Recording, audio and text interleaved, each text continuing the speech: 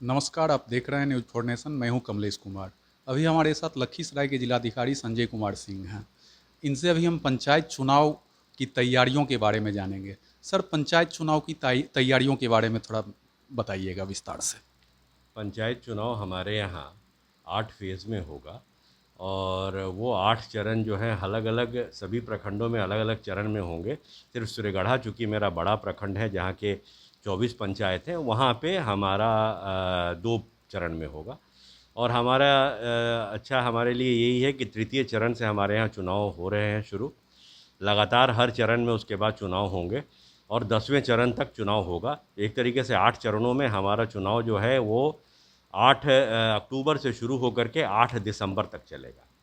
हम लोगों के लिए ये अच्छी बात है यही है कि इस बार ईवीएम के माध्यम से चुनाव हो रहे हैं, तो निष्पक्षता ज़्यादा रहेगी। ईवीएम्स हमारे आ चुके हैं, केरला से हम लोगों ने ईवीएम्स मंगा लिया है, उनकी जांच वगैरह सब करके फर्स्ट लेवल चेक वगैरह भी कार्रवाई कर ली गई है।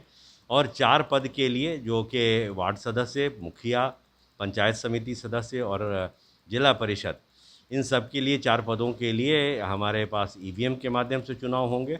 और 2 पद जो पंच और सरपंच हैं उनके चुनाव जो हैं सो वो बैलेट पेपर से होंगे। हम लोगों ने सारी तैयारी कर ली है। कार्मिक के भी हमारी सूची आ गई है। हमारे यहाँ काउंटिंग जो होगा वो पॉलिटेक्निक में होगा और एक ही जगह पे काउंटिंग सेंटर बनेंगे।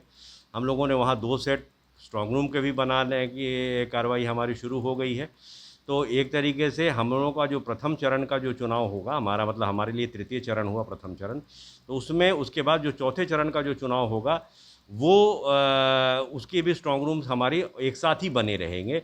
और जो ईवीएम्स हमारे प्रथम चरण में यूज़ किए जाएंगे वही ईवीएम्स फिर हम तृतीय चरण में यूज़ करेंगे। और जो द्वितीय चरण में जो हमारे ईवीएम्स रहेंगे वो फिर चौथे चरण में होंगे। इस तरीके से ईवीएम्स का सेटिंग हमारा रहेगा। और एक एक प्रखंड में जब चुनाव होता रहेगा अलग अलग, तो ये है कि विधि व्यवस्था की समस्या भी बहुत ज़्यादा नहीं आएगी। सिर्फ जो हमारे नक्सल क्षेत्र हैं उसमें थोड़ी परेशानी आने की संभावना है, लेकिन नक्सल क्षेत्र में हमारे एसएसबी के जवान ऑलरेडी तैनात हैं। हम लोगों ने राज्य से मांगा भी है, राज्य स्तर से भी मुझे लग रहा है कि मिल जाना चाहिए। तो इस प्रकार हम लोगों के यहाँ टोटल जो बूथ है वो भी हम लोगों का टोटल 1066 बूथ और 23 हमारे सहायक मतदान केंद्र हैं। कुल मिलाकर के 1089 हमारे यहाँ मतदान केंद्र हैं। तो इस प्रकार हम लोग पूरी तरीके से तैयार हैं।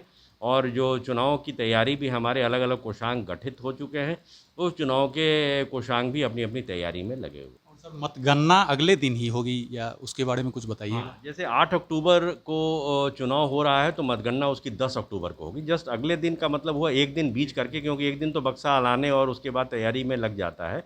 और उसके बाद उसके जस्ट अगले दिन जो है वो मतगणना का कार्य होगा। मतगणना कक्ष भी हम लोगों ने जो बनाया है, हम पदवार अलग अलग ईवीएम्स के माध्यम से मतगणना कक्ष बना रहे हैं। और अभी इसके लिए बहुत स्पष्ट निर्देश नहीं आया है, लेकिन हम लोग तैयारी कर रहे हैं कि हमारी जो भी पद हैं सबके अलग अलग मतगणना कक्ष रहेंगे। और जो बक्से के लिए, जो खास करके पंच और सरपंच के लिए, उसके लिए भी अलग से एक कक्ष हम लोगों ने निर्धारित किया हुआ है। और अभी सर, सूखा राशन को लेकर हर एक जगह मारामारी हो रहा है सूखा राशन वितरण के कारण। इस पे सर कुछ। देखिए, सूखा राशन आज के दिन में आप भी मालूम है कि बाढ़ का पानी अब घट गया है और सभी लोगों का आवागमन पूरी तरीके से सामान्य हो गया है। ऐसी स्थिति में सूखा राशन वास्तव में अब कोई आवश्यकता नहीं रह गई है। जब आवश्यकता थी तो हम लोगों ने सामुदायिक रसोई चलाया। दूसरा कि हम लोगों ने उस समय सूखा राशन का वितरण भी किया। सभी जगह जो सूची हमको मिली, कहीं कहीं पर सूची लेट से मिली है, क्योंकि वो जिला जो पंचायत के अनुश्रवण समिति के माध्यम से मिलना था, वो जब लेट से मिला तो हम लोग उस समय उसके सूची के अनुसार ही हम लोगों ने वितरण शुरू किया।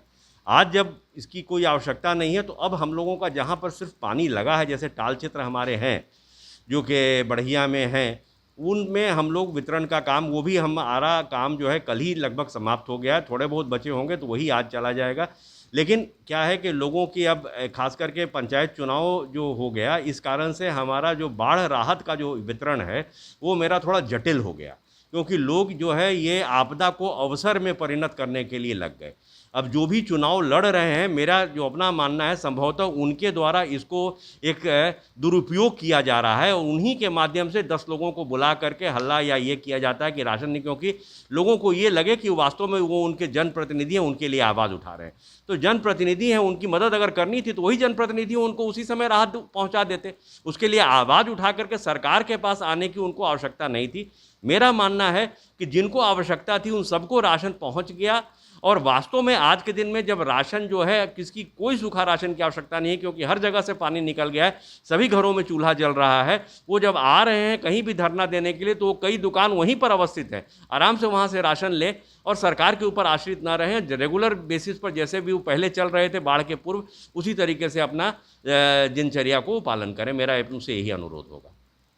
अभी तक के लिए इतना ही। आप बने रहिए न्यूज़ 4 नेशन के साथ।